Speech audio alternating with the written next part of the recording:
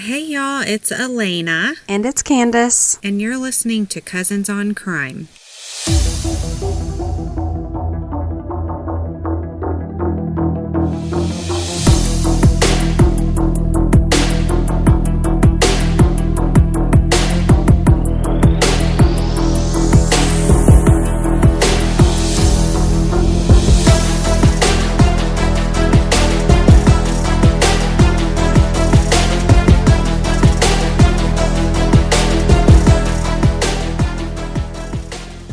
Elena. Hi. Sorry I was late Sunday today. Morning? Oh, it's not even morning time anymore. I know. It's afternoon.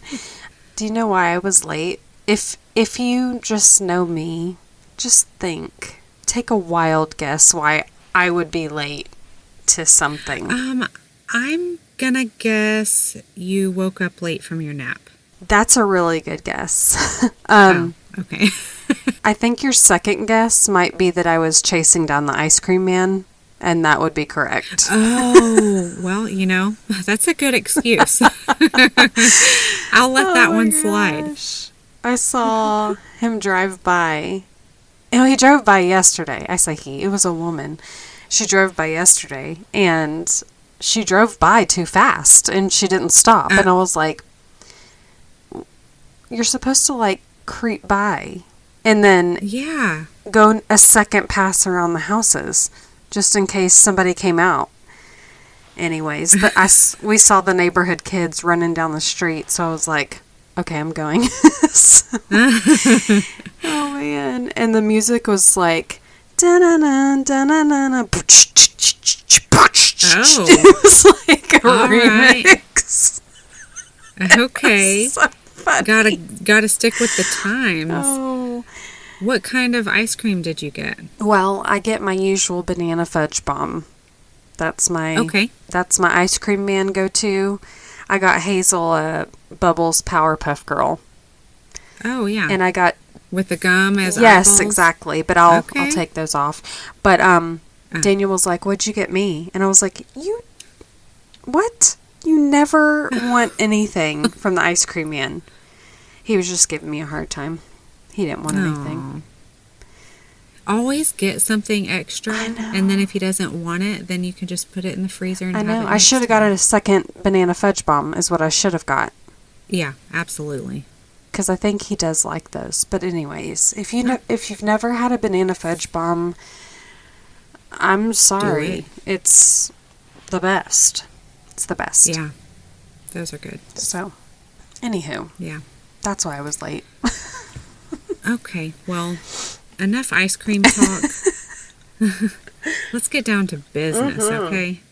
So, we have done some pretty old cases from years back.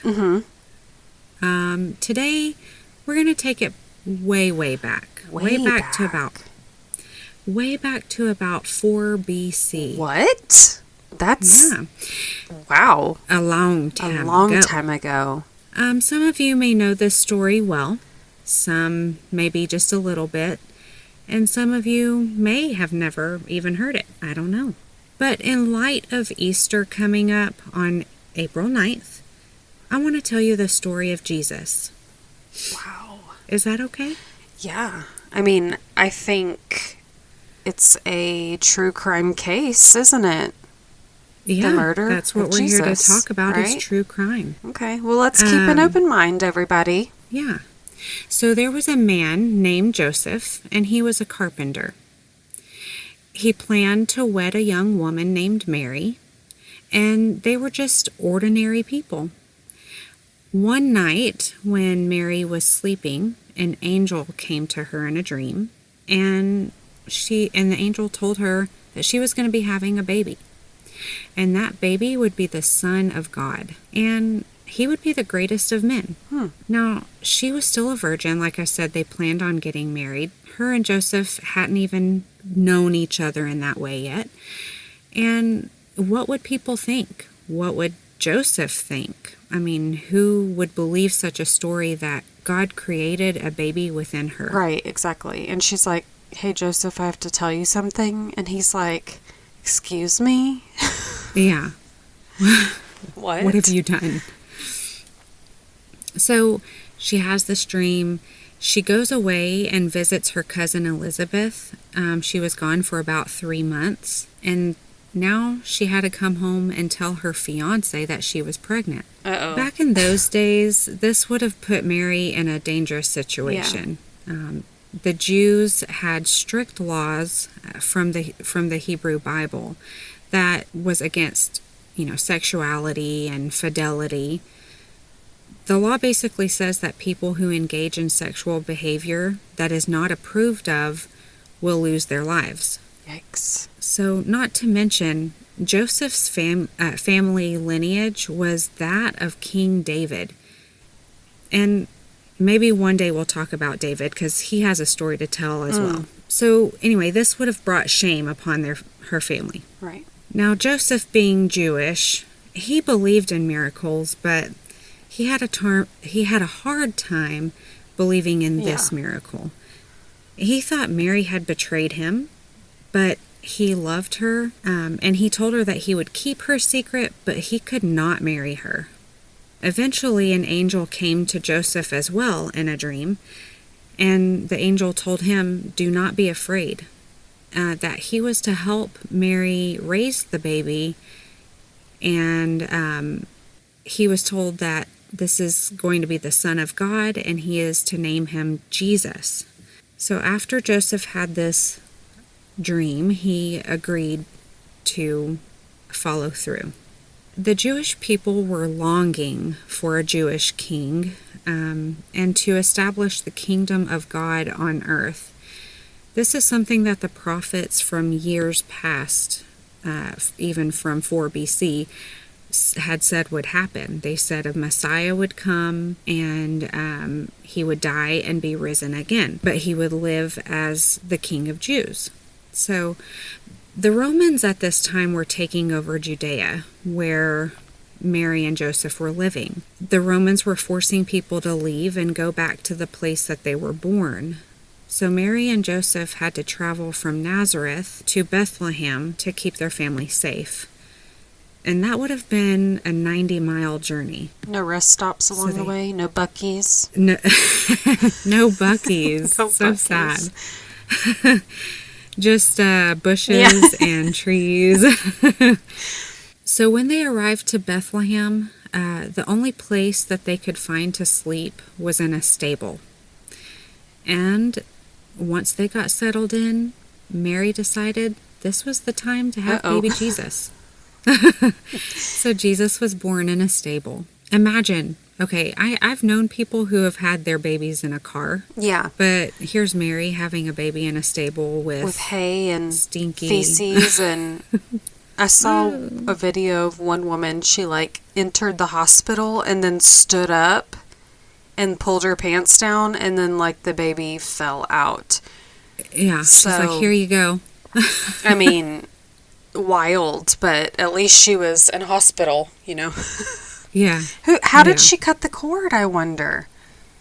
I wonder things like this. How did she cut the cord? Yeah, that's...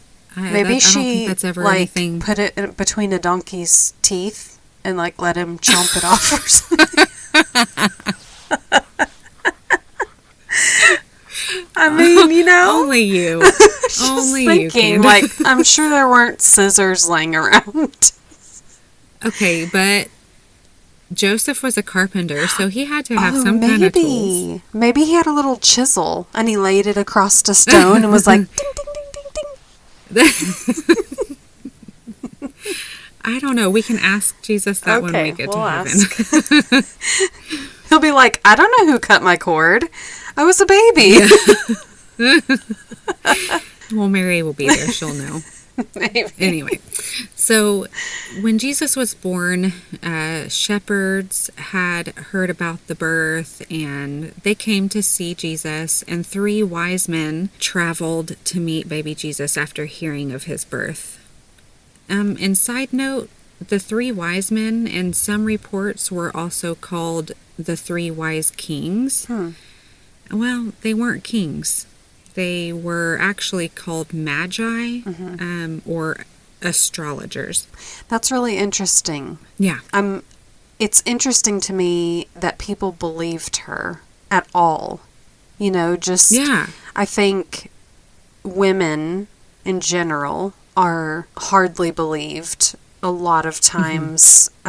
We've seen that throughout history, and in that particular climate, I'm very surprised that anyone believed her story, Right. And luckily, absolutely. she had Joseph's support, but I think to get people on board and believe that was, very interesting. Right. Well, and a lot of the Jews believed because, they had heard, there had been prophecies by other prophets that, this was going to happen, and that Jesus would come out of Bethlehem. And so here, there's this new baby born in Bethlehem. These things are lining up to fit and prove the prophecy. So, anyway. Yeah. King Herod the Great, he heard that the wise men were going to find Jesus, and he demanded that they tell him where Jesus is when they find him. He knew of the prophecy from years earlier that a Messiah would be born in Bethlehem, and he felt threatened of this new potential Jewish king. Uh-oh. So the 3 wise men find Jesus in Bethlehem, and they brought him gifts. They brought him frankincense, gold, and myrrh. And these gifts were symbolic. Frankincense was used for worship and for prayer. Myrrh. Myrrh. It was an ode to the cows that were there. Right. No, it was an incense or a perfume used as an odor retardant for burial back in those days. Oh, I didn't know that. And so it was indicative of, what was to come. He would need this odor, this incense to basically embalm his body when he was to be buried. Oh, that's morbid. And gold, it was a resource for a king. So the wise men were given a dream while they were there visiting Jesus. One night they were given a dream that warned them against King Herod. So they went back to their country by a different route so that King Herod wouldn't know where Jesus was. Clever. And Herod was furious by this point, since he found out that the wise men came back and didn't tell him where Jesus was. He ordered his army to kill every baby boy under the age of 2 in Bethlehem. And so, because some scholars say that they didn't even find Jesus until he was around 2 years old. Oh. So a lot of times we have, the image of the nativity scene with baby Jesus in a manger, but really scholars say that it took about 2 years for these wise men to even find Jesus. Wow. So meanwhile, Joseph had another dream and was told to flee Egypt because Herod was sending men to search for and kill Jesus. So Mary and Joseph and Jesus, they stayed in Egypt. They fled and stayed there until King Herod died. So they would end up going back to live in Nazareth in Israel. So at the age of 12 is when things really ramped up for Jesus. He started going to the temple and learning about, more about God and teaching. And throughout his life, he had several followers, but the closest were the 12 disciples. They served him and watched and learned from him. They learned how to live a righteous life and how to love others.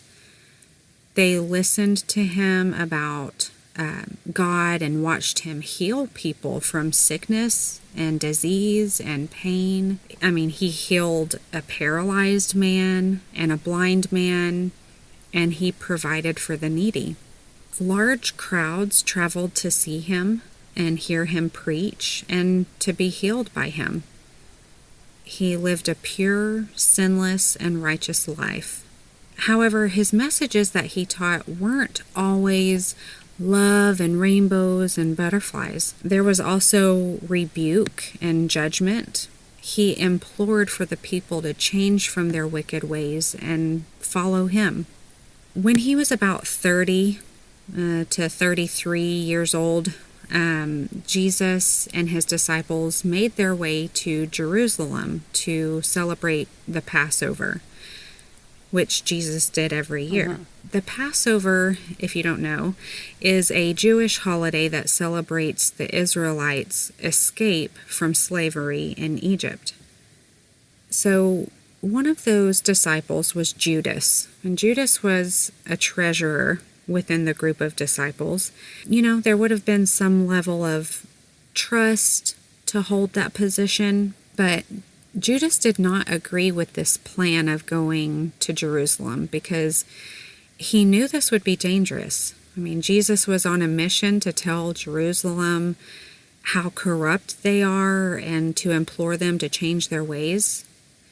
And once at the temple in Jerusalem, Jesus, he walks into the temple and he sees all these wrongdoings. These tables are all set up. They're dealing, money and not using the temple as a place of prayer and worship, what the temple was created for. And Jesus, he gets angry and he flips a table and he tells everybody, "Get out! Get out!" He flipped a table. Yeah, it caused a riot. I mean, we don't hear a lot about his temper, but this really made him mad. Yeah. So officials, they had already heard about Jesus and the miracles and healings that he had performed, and they thought he was a troublemaker. I mean, Jesus was revealing and calling out their sin. Also, they felt that Jesus had they thought that Jesus was a threat to every authority figure in Jerusalem because they were calling him the King of the Jews and the Messiah and the Son of God, and they just wanted him stopped and dealt with. Now, as Jesus and the disciples are celebrating the Passover, Jesus starts talking and warning them about his coming death, saying things like, "This is going to be my last meal until the fulfillment of God's will." I mean, Whoa. Can you imagine? They were Jesus put this guy on suicide watch. Yeah. Well, and Jesus had told them before that he would die and then rise again, but I don't think they really realized the magnitude of what was going to happen that night or day, the next day. As he was talking to them, he then performs the first communion, and communion is an act of celebrating the unity that we have with Jesus and remembering that he was broken so that we can be saved. And that's pretty much the story of Jesus. He was broken so that we could be saved. And so he broke the bread in pieces and they ate it together as he explained that the bread symbolizes his broken body. And then they drank wine together as he explained that the wine symbolizes the blood that he shed to save us. And he told them, "Do this in remembrance of me." And actually, most churches still do this today, just with crackers and grape juice, right? Yeah, and I would always take like 2 or 3 pieces because it was like at the end of the service, and I'm like, I'm so hungry. These stale things will do. I'm going to need a few more of those, please. Oh, I didn't get one. Put on a mustache. So at this Last Supper, Jesus told his disciples that one of them would betray him. They all looked at each other and they're all saying, "Well, not me. I would never do that. Not me, Jesus." And Jesus said, "Surely I say to you, the one that I give this bread to will be the one to betray me." And he handed it to Judas, the treasurer, the one that he's supposed to trust. So, Judas, he probably felt some kind of way. Yeah. Towards the end of the night, he slips away quietly. Ultimately, Judas, he betrayed Jesus. He went to the chief priest and he asked, "What are you willing to give me if I hand Jesus over to you?" Wow. Sneaky. That's messed up. Yeah. So they agreed to give him 30 silver coins, which I heard is like, back in those days, would have been like a month wage. there was really no explanation of why Judas betrayed Jesus. I mean, there is sort of a confrontation that Judas had with Jesus just before he betrayed him. Like he was called out in front of everybody. And he's like, well, okay, if you want to say that, then... Yeah, exactly. Like maybe embarrassed that he was called out. And to further explain a little bit, Mary Magdalene, one of the female disciples, she was anointing Jesus's feet with some expensive perfume, like Dior or something like that. Chanel. Judas went to stop her, and he questioned why she was using such expensive perfume. He argued that it could have been sold for a high price, and that money could have gone to feed the poor. Judas? Yeah, why are you putting that on Jesus's feet? We could get paid for that. Because his feet are stanky. He was born in a stable. He needed the good stuff. Yeah, they'd been walking in their sandals. Right? They're Jerusalem cruisers. Yeah, exactly. They probably all had blisters. So Jesus rebuked Judas, like you said, in front of everybody, and he said, "Leave her alone. The poor will always be among you. You will not always have me. She's doing a good thing." So we can speculate that maybe he didn't fully understand the whole plan of Jesus, or maybe he didn't like that Jesus didn't agree with him. But it's also said that once Jesus handed Judas the bread, that Satan entered into him. Ooh. Yeah. So Jesus went to the Garden of Gethsemane, where he went to pray often. He prayed that God would spare him from the suffering of death, but even so, he was willing to obey God's will. So Judas knew that Jesus would be there in the garden, and he took the guards to capture him there. That's messed up. Yeah. They brought him to stand before Caiaphas, the high priest. Now, under Jewish law, they had actually performed an illegal trial. Caiaphas demanded him to admit that he is not the Messiah, and many false witnesses came forward and made false accusations against Jesus. Jesus didn't say much or fight back. The high priest asked, "Are you the Christ, the Son of God?" And Jesus responded, "Yes, and one day you will see me sitting at the right hand of God." He told them that after his death he will rise again. Now this makes things worse for Jesus. I mean, they accused him of blasphemy, which is punishable by death. They charged him with leading a rebellion against the Romans, and they spit in his face and punched and slapped and beat him. So Judas sees or hears of all this, hearing that Jesus is about to be crucified. He goes back to Caiaphas and gave back the money. He says, "I've made a mistake. I gave up an innocent man." It's a little too late for that. Very too late. And so Judas, he felt terrible when he realized that he gave up Jesus to death. And he couldn't live with the shame. And he ended up hanging himself. Bye. What do you think was going to happen? Come on. Yeah. So Caiaphas didn't want to be seen treating Jesus this way because he felt that there would be a rebellion by the Jewish people who believed in the Messiah. So he handed him over to Pilate.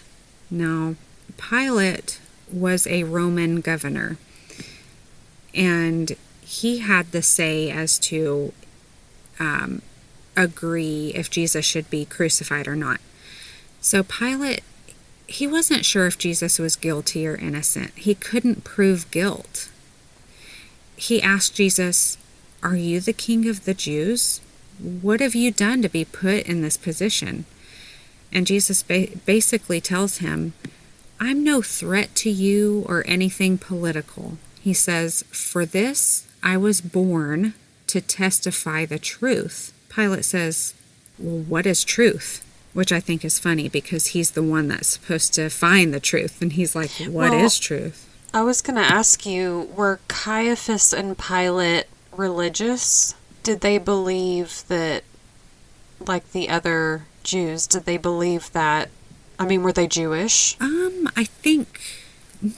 Because it seems like, Miracle on 34th Street. Right. When they put Santa Claus. Right. They have a hearing and they're like, you say you're this person and we can't disprove it, but we can't prove it. Like, make a reindeer fly, Yeah. And it's kind of the same thing. It's like, it's an outlandish claim to say, I'm going to die and then I'm going to be resurrected. Exactly. But many, many people believed that. Right. They believed in him. But in the court, that's crazy talk. Yeah, absolutely. Now, Pilate, no, he was a Roman. I don't think he... Just an official. Yeah. But Caiaphas, now, I don't know if it ever says that he was Jewish, but it does talk... So Caiaphas, the high priest, are a part of what you call the Sanhedrin, which is like the court system. And a part of the story tells about Nicodemus and a guy named Joseph, I think is his name, that are a part of the Sanhedrin. And it only talks about them believing that Jesus was the Messiah. But they did not speak up in the Sanhedrin, in the trial. They didn't speak up. So all that to say, I don't think Caiaphas It seems like believed. he didn't want to be the one to do it. Like, he didn't want blood on his hands. True. So maybe he thought, well, what if this is the Messiah and, right. What if he's the telling Jewish the truth come after me? Yeah. Yeah. Yeah. So. Yeah. He didn't want to do the dirty work. Exactly. Yeah. He's like, here, Pilate, this is yours. You're Roman. The Jews will understand, why you did this.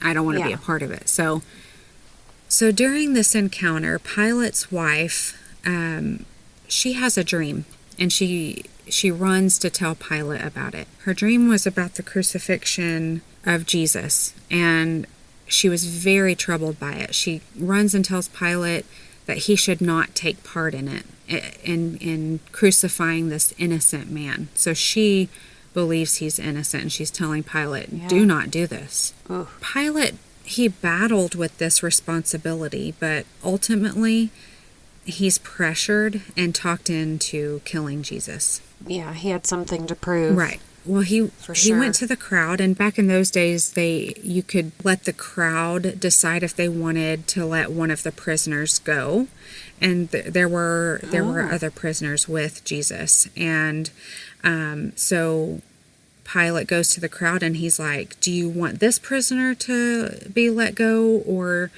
do you want Jesus to be let go? And the crowd yells, crucify him about Jesus. So Pilate gave the crowd a chance to save Jesus, and they didn't do it.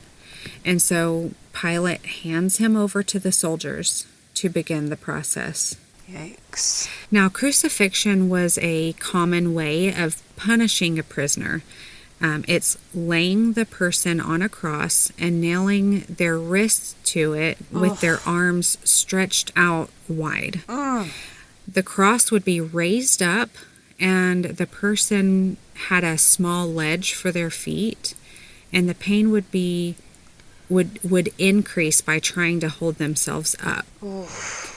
Also, it would be difficult to breathe in that position, basically like you're suffocating. Yeah. The person would hang there until they died, and sometimes it would take hours, or it could take days. Oh. Yeah. When the soldiers took him, they flogged him. And really what that meant was they whipped him with what you call cat o' nine tails, which was a cord that was knotted together, and at the end were whips. And some of these whips would have around 9 to 30 whips on the end. Oof. And sometimes they even had metal hooks that were used to rip the flesh. Oh. So they beat Jesus before they let him suffocate on the cross. But they gathered around him and stripped him of his clothes and put a robe around him. They twisted together a crown of thorns from a local bush. That bush was, I looked it up, it's called Sisyphus spina Christi, also known as Christ's thorn jujube. Jujube. But it's a local bush that they had there, and they twisted all these thorns into this crown, and they placed it on his head and pushed it into his head to cause pain. And so they basically dressed Jesus up like a counterfeit king. Yeah, and they were mocking him. Like, exactly. Oh, you want to be king? Here you go. Yeah. Here you go, King of Jews. So they put a staff in his right hand, and they knelt in front of him and mocked him, saying, "Oh, King of Jews." So they spit on him, and they hit him with the staff over and over. And when they had enough mocking, they took the robe off and put Jesus back in his own clothes. And then they made him carry the cross that he would be hung on. And this is made of solid wood. It would have been, I heard, like 150 to 300 pounds. Yeah, that's impossible. Yeah. So as he's being led away to his own crucifixion, he's carrying the cross. And as Jesus was getting weaker and weaker, they chose a man from the crowd named Simon, and they made him carry the cross the rest of the way for Jesus. They arrived at the crucifixion place, which was called Golgotha, which means place of the skull. They offered Jesus a drink, but he refused to drink it as it was made bitter. So not only was he suffering pain, he was also, obviously being dehydrated, not having anything to drink. After nailing Jesus' wrists to the cross, they placed the written charge over his head. It said, "This is the King of Jews," as to mock some more.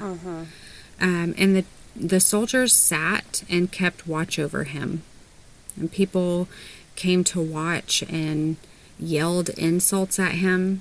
They told him, "If you're the Son of God, then save yourself.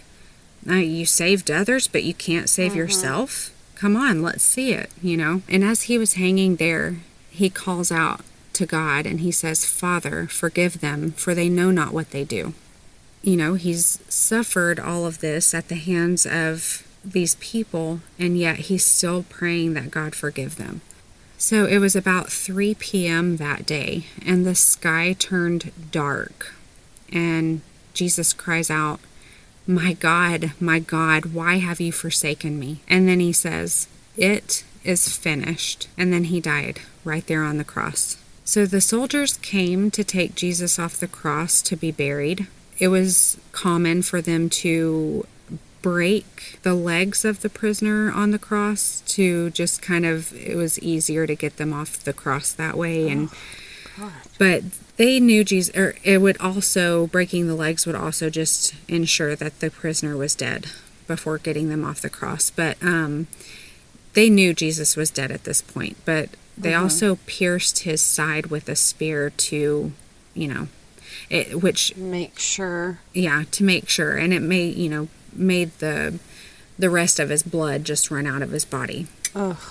A rich man from Arimathea named Joseph, which I think he was one of the Sanhedrin people with Nicodemus that didn't stop the crucifixion in the first place. But he was a follower of Jesus, and he went to Pilate and asked for Jesus's body. It wasn't common for the person that was crucified to have a proper burial, but Pilate agreed. Joseph wrapped the body in clean linen and placed him in his own tomb that Joseph had made for himself. He rolled a huge stone in front of the tomb and went away. Now, after remembering that Jesus said he would rise again, the chief priest went to Pilate and requested that he have a guard put at the tomb to make sure that the disciples didn't come take Jesus's body. So the guards went and they sealed and secured the stone and stood watch at the tomb. 3 days later, Mary Magdalene, the one that was washing Jesus's feet, she went to the tomb. She found that the stone was rolled away and the tomb was open. She went into the tomb and saw that Jesus was not there. She heard a man's voice, and when she looks, she sees an angel, and he tells her, "Do not be afraid." And he said, "I know you're looking for Jesus, but he's not here. He has risen." Now the linens that Jesus were wrapped in was folded up and left there. And the angel told Mary, "Go tell the disciples that he has risen from the dead, and you will see him in Galilee." And he needs clothes. Bring your clothes. He's naked. The guards went back to the officials and told them that there was an earthquake and the stone rolled and opened the tomb and Jesus had risen. The chief priest told them to tell everyone that the disciples took Jesus' body. He thought that that would conceal the truth that Jesus had risen and really was the Messiah, the Son of God. He's like, just tell them. The disciples took him. It's amazing because they killed him because they did believe. That's why they killed him. Exactly. They didn't kill him because they didn't believe. If they didn't believe that someone was saying, what they were put on this earth to do, they would just discount them and be like, "Oh, you're crazy. Like, you are mentally ill." Back in that day, they didn't know what that was, but they would just say, "Oh, look at this crazy man. He thinks, he's come to save us all, and how silly."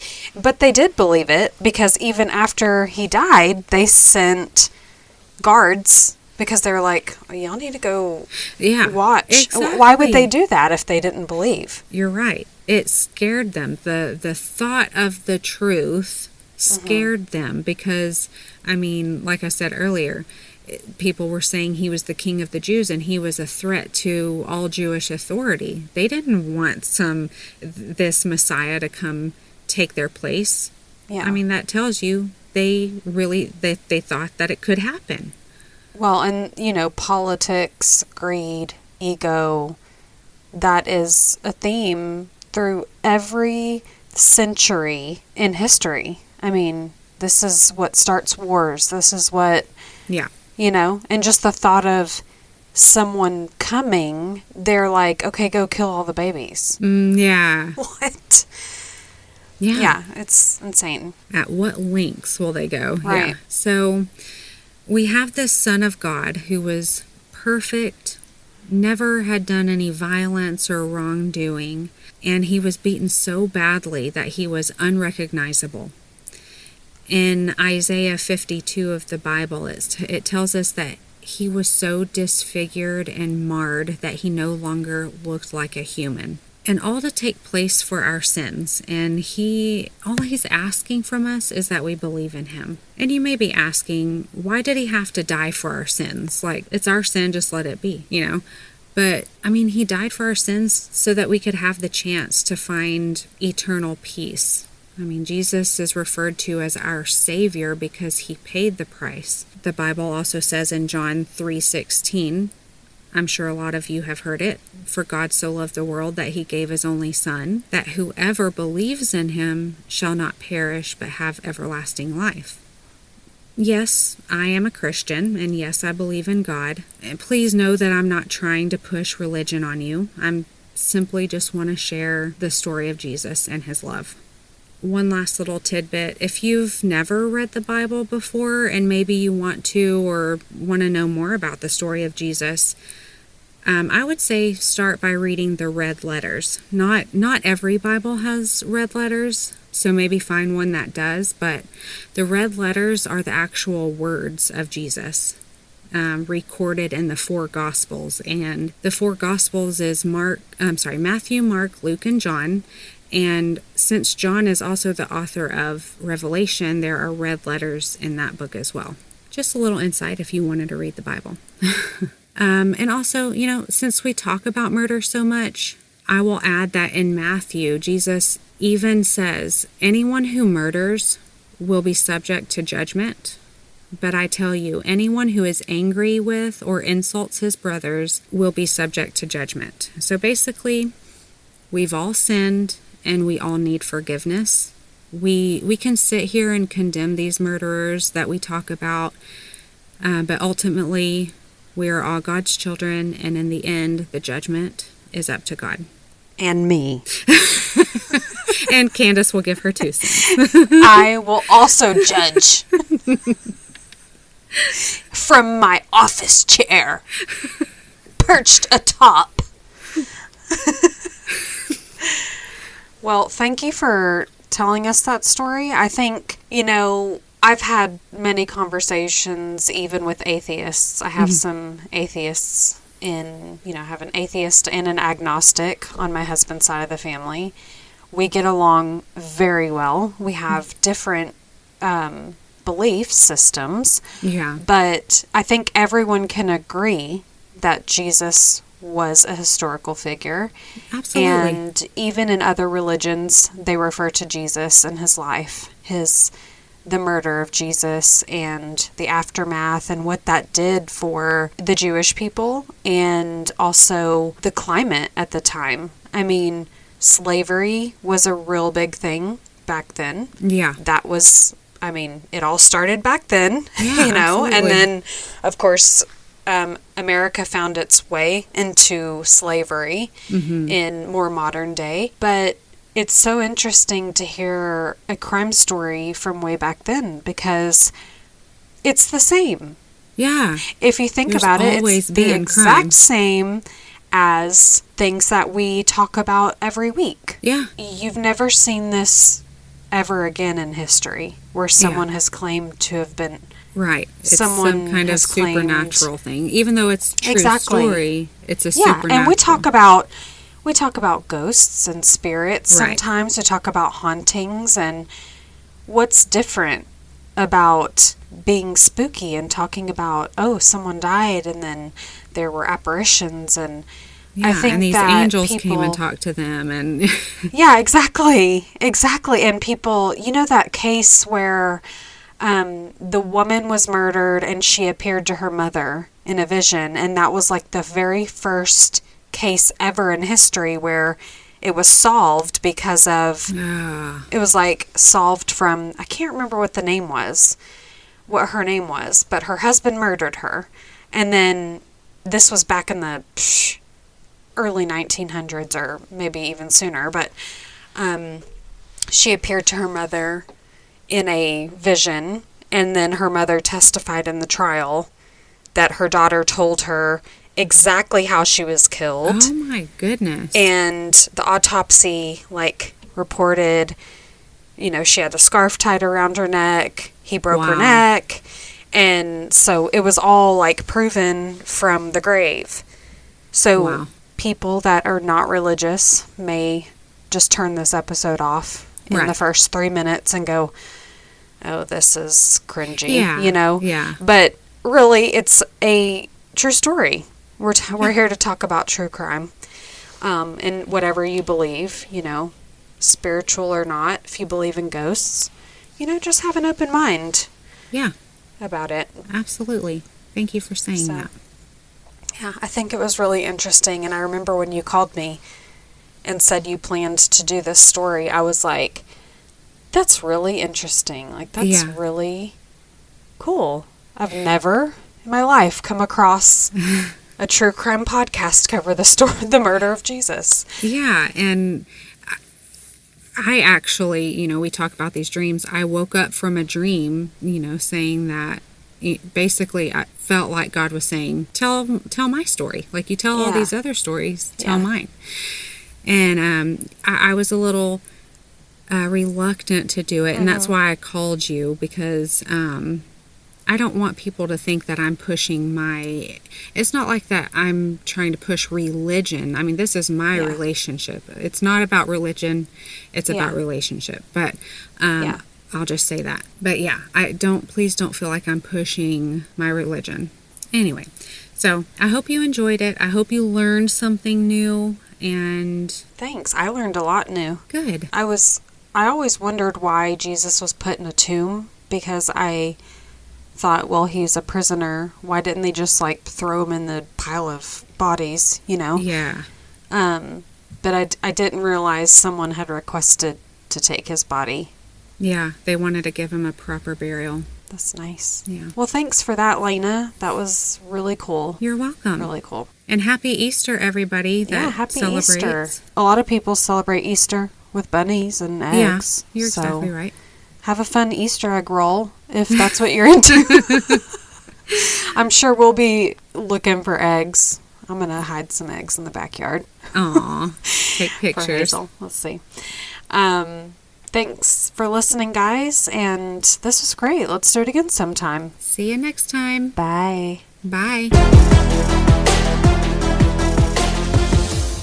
Well, thank you for listening to Cousins on Crime. If you're enjoying our podcast, please leave us a 5-star rating so that other true crime fans can find us.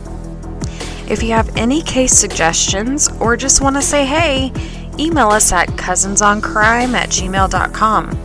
And be sure to follow us on Instagram where we post case photos and information at Cousins on Crime Podcast.